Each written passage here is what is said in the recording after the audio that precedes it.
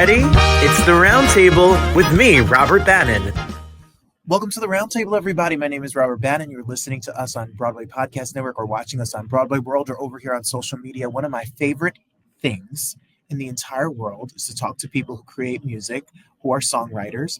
Dar Williams told me that I can write a song, but I think she's wrong because I don't have one inkling of what to write about. How do you even start?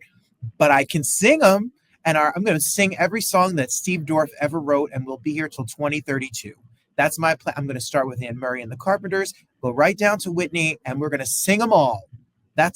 He's going to sing some of them, and you can listen to them all, and he's going to be at 54 Below, and he has quite the career. He's a Songwriter Hall of Fame. He's an Emmy nominee. He's a Grammy nominee, and he's worked with everyone. Remember that album with Celine and the baby, and it's red, and it's beautiful, and that's his song. Steve Dorff, welcome to the show. Hey, thanks, Robert. Good to be here.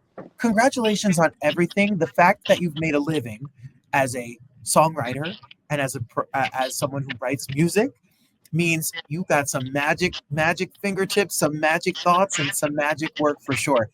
Congrats. Thank you. Well, I've a lot of it's being at the right place at the right time, and I'm just very blessed to have keep doing what I love to do. Was there a moment when you started studying music? Do you play instruments I'm a piano player. And what was the moment like when you said, like, hey, I like this enough that I'm going to do this for a living? Well, I think my mother tells me I was 3 years old when that happened, but I think I knew the first time I saw Leonard Bernstein conducting the New York Phil on a black and white screen when I was 7 or 8 years old. That was what I was going to do. And that was it. Do you remember your first song as well? I do. It was pretty awful, but but I think I was 11 or 12, and when I wrote my first song, Words and Music, and but you got to start somewhere. You have to start somewhere. So you're doing a show. It's on the 19th, and we're talking about one of my favorite places to see a show and perform in a show is at 54 Below. Mm-hmm. It's literally Broadway's living room. It is such a great space to see a show. And get your tickets. They're available 54below.org. Get them quick because there's not that many left. What is an evening like this going to be? Well, I start out by saying, after you hear me sing a few of my hits, you'll know why you never heard me on the radio. I love playing the songs that people know and telling the stories behind them, which most people don't ever get to know. And that's really the fascinating part is hearing the serendipity that had to go on for these songs to be heard and recorded by the great artists that did them. That's what I often think about. So you sit down, do you write lyrics or you just write music or do you both? I do mostly music, but I do both. But I collaborate a lot. So and mostly with great lyricists. So what amazes me is the odds, like for you to write a song, to get that song to the hands of somebody who can get it to an artist. The artist agrees to put it out. Then the record company agrees to put that song on the record. And then for that song to become a single and do well on the chart and have these top 10 hits and all of these timeless songs, like the music and the message for some of these songs lives forever. It's amazing. Well, it's amazing that transpires what you just said, because the odds of that happening are a zillion to one. You're better off going to Vegas and throwing money down on roulette, I think. At times I've thought that, because there are so many rejections and disappointments in all facets of show business, whether you're an actor, an actress, a screenwriter, a playwright, a composer. It's definitely a pick yourself up and dust yourself off life, when you make that choice. So what was the story like when you sold your first song? Who bought what was your first hit song? Well, my first hit was came later.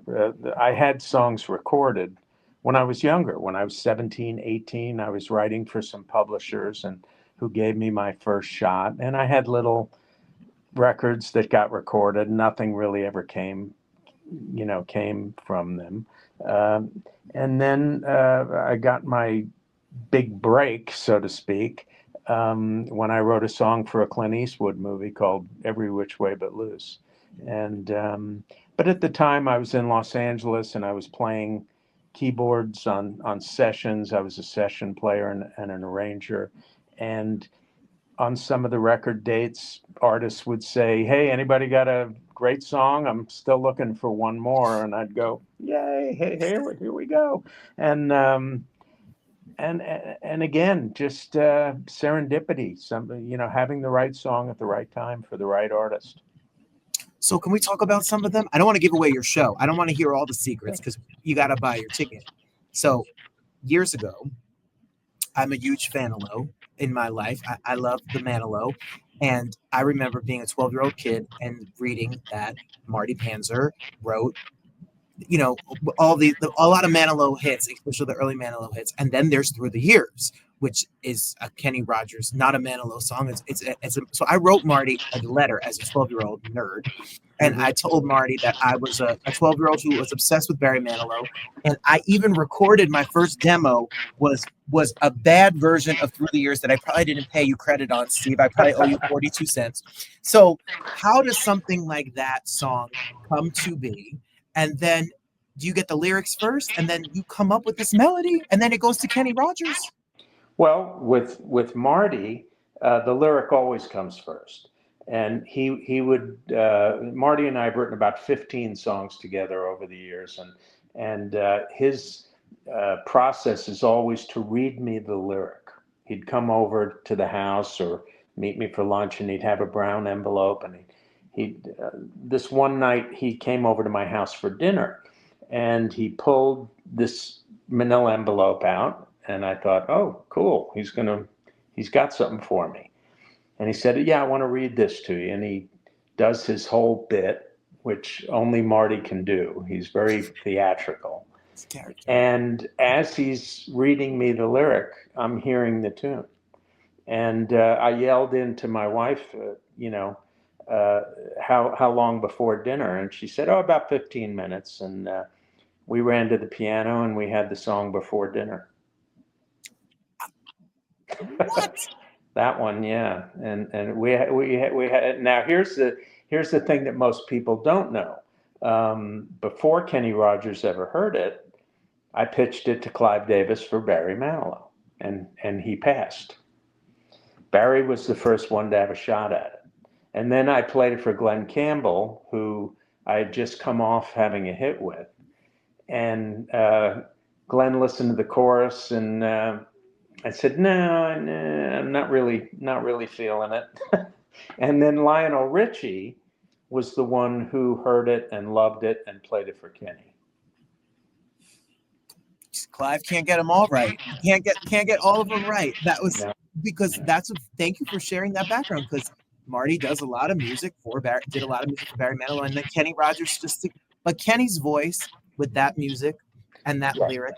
Well, I always say it's to have a hit, you have to have that perfect marriage between the right voice and the right song. And because I've had other songs, a song called I Cross My Heart, which was a huge hit for George Strait out of the movie Pure Country. Bette Midler had recorded that 6 or 7 years before that ever came out by George. And before that, before Bette cut it, Boys to Men, I don't know if you remember them, they hated it. I pitched it to them first. So you just never know. You just never know. So when you do a demo, do they take the demo, they want to do the song, then the orchestration is not always done by you. So if you take Through the Years and the key change and the instrumentation and all of that, is that a surprise to you when you get to hear it? Do you have any say on how it goes? Sometimes if I'm involved in the production or if I'm playing on it or arranging it, but in the case of Kenny's record, no, the demo on that song was a very simple piano vocal demo, just me at the piano. That's all it needs. So, you know, That's all it needs. Sometimes, you know, sometimes you have to do more elaborate demos, depending on what the project is, depending on who the artist is. What about I really love Anne Murray. You know, you talk about performers that are like Kenny Rogers. Like there's a warmth to their voice. It's like a conversation. It's like a letter to a friend. It just is something that's so sweet. And I mean, Karen Carpenter is probably one of the greatest singers of all time ever. Made it look as easy as can be. So what was the story behind that song? And if you don't know, we're obviously talking about Just Fall in Love Again, which has one of the greatest musical rhythmic swings, kind of like that chorus is just, oh my God, it's like a beautiful. Well, thank you. That was originally recorded by Richard and Karen for the Passage album, and it didn't come out as a single. And Dusty Springfield called me one day and said, "Hey, I heard your song on the Carpenters album. They didn't release it as a single. I just recorded it for my album, and it came out. She didn't release it as a single." And then 2 years later, I get a call from Jim Ed Norman up in Toronto, and he said, "Hey, Anne loves this song that Dusty did, and since Dusty didn't release it as a single, we're doing it." And of course, she released it as a single. And but that's the other thing most people don't know is how long it takes. That song was probably 6 years old before you ever heard it on the radio. The top country song, 1979. And every time you listen to a Carpenters Essential mix, or when they were in the London Philharmonic and they reorchestrate whatever, that song just is that lyric and those chords of that song will live on forever. It's stunning. Oh, thank you. I appreciate it. Where did the idea to do country? Like you've done a lot of, like you've looked at country singers. You've sung, every country singer has sung one of your songs. Yeah, you know, I'm a New Yorker, so Yeah. you know, I'm a Jewish kid from New York City, so I couldn't spell country music. But again, through my arranging and through my publishers, who was also a producer, he started recording country artists because he was from Texas and he loved those great legendary artists. So he would ask me, "Hey, write something for so and so," and that's kind of how that started. And once the Eastwood movies started, and I was doing those, and we started having some big hits out of those movies in the country genre, I just kind of all of a sudden got stamped as a country guy. You know? You're a country guy. Well, I'm not, but you know what? The truth is, 99% of the time, I don't think about who's going to sing the song, what genre the song is. I just write the song and then hope that someone salutes, you know. So. Well, you can't be here on Broadway World and the Broadway Podcast Network without talking about the queen that is Miss Streisand herself. Mm-hmm. And Higher Ground being the title track of her album at that time, after 9/11, and her doing concerts, and it became such an inspirational anthem and has been covered by a lot of singers through the years. Yeah. So how do you get a song to Barbra Streisand? And it was not your only song to Barbra Streisand. No, that was my first. Higher Ground was my first. I'm happy to say that I have a song that's coming out on her new album of duets, which is coming out, I believe, for Mother's Day. And it's a duet with Tim McGraw, and it's fabulous. But I'm still pinching myself because, you know, there are legendary artists, and then there are the Streisands and the Beatles, and you know, and the different strata. And Barbra obviously is the greatest female vocalist of all time. And so for me to have 6 songs that she's done over the years is just unbelievable. But Higher Ground being the first was a very magical moment. And I talked about it in my book. I should mention my book, which I'd love to send you one, by the way. I would love to read it. Yeah, it's this, and It's available on my website, which is stevedorff.com. A little shameless promotion, but Please shamelessly plug. I tell the stories in detail, and in fact, you mentioned Barbra, and the first chapter in the book is Barbra Made Me Cry, which she did when I first heard Higher Ground. When I was invited to the studio to hear it, I just lost it, totally lost it. SteveDorff.com, get the book. The book's available wherever books are sold. You can hear about the information, the stories behind this, or you can come to New York like we've been talking about and hear the stories in person at 54below.org. I have to shout out to Blake Shelton and her duet, which is so cute and wonderful and beautiful. And again, the lyrics and the back and forth of it just feels like a date. It feels like it coming home. It's just a really sweet, it's so sweet and so authentic. And that's thanks to the songwriting that you do. That was a fun one. I love the stories, and I love the fact that you have been able to, as a musician, you have written a lot of theme songs, a lot of movie scores. Mm-hmm. And how do you write a theme song? How do you write a 30-second theme song? It's not easy. I've always been very deadline oriented, and in film and television, it's a whole different mentality because I need this yesterday. It's like you ask someone, well, when do you need it by? And they go, 48 hours ago. So get busy. And I've always done well with that. Growing Pains, the theme to Growing Pains, which arguably is my most famous TV theme.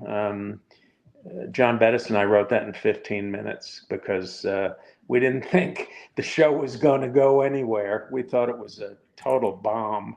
And yet I had to submit something because my agent promised them I would. And you just never know. So as long as we got each other, I mean, I could see them running into the house right now, and the whole story of it. And film, you also do, I'm assuming, orchestrations, because a lot of the films you've done, and the fact that when you put together an orchestration, this is a question, I don't know what the answer is, so that's why I'm going to ask the expert. Do you put together a melody? Do you put together the parts of each instrument? How does an epic sound come for a film?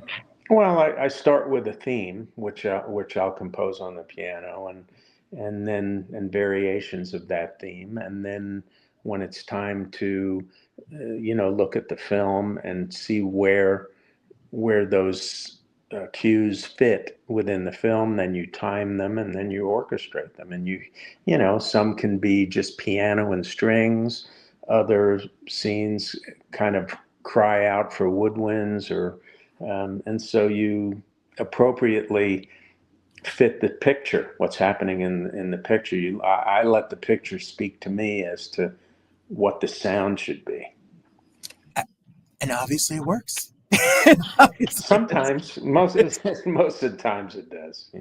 So if you're watching, I mean, just to give you a little understanding, if it's Spencer for Hire or Murphy Brown, or like we said, Growing Pains, Murder, She Wrote, or songs like From Rocky IV, Pure Country, and Tin Cup, and all, I mean, like there's films and songs and things that you have worked on.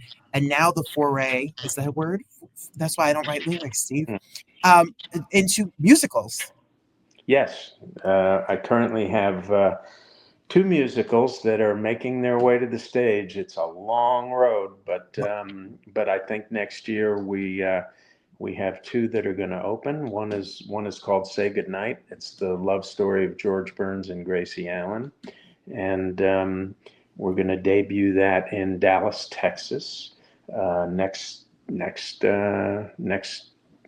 winter, I believe next January, a year from now. And then one that might be on a faster track is a show called Heartland, which is more of a country western kind of story, and with some really cool songs. And so working on those, and just writing some new songs, and just trying to keep it all going. Because he's got new music coming. People are singing his music. I mean, go on his website, buy a book, Go see the show if you're in New York. And literally, I mean, it's Cher, it's Dionne Warwick, it's Sally Parton, it's Gladys Knight, it's Whitney Houston. I mean, it's Engelbert Humperdinck. Like, I mean, you think of an artist, and Steve has written a song that they have sung. It is the litany of art. Willie Nelson. So go to the website and find it, and then listen to the music. Let's stream the music, and check out the stories on the website, and check out the show as well. Well, I hope you can make it to the show Sunday. I want to see the show, so I really need I'm going to get a copy of the book. I will buy a copy of the book. I may have to send it to you for you to sign it, and if you could slip in a hit song, that'd be great. Are you in New York? I bounce between Detroit and New York City. So you're not in New York this weekend? I'm in Detroit teaching right now, musical theater right now. Oh, but nice. I'm supposed to be back to see. Yeah, that's my little side hustle here. So we bounce. But Steve, you got to keep doing these shows, and I got to see one. I hope to. But yeah, text me through. Liz? Just Liz, she'll give you my number. Text me your address and everything. I'll send you a book. I thank you. I hope you sign it for me, and I will keep it and read it forever. I was so excited when I saw that you were coming to 54 Below, and I've heard and known the music. I have the sheet music to Through the Years in my book, and I've seen your name on it for a long time. It was a real honor to talk to you, because I hope you realize that when you sit down at the piano, that there are millions and millions of people who have gotten through the best and worst times of their lives to the work that you do. And I don't think there's a better gift you can give us than the song. So thank you for all you do for us. It means a lot. Thanks, Robert. I appreciate it. Thanks. And shout out to your son, who's quite the superstar. I mean, come on, family. Y'all are talented. Thank you. Thank you.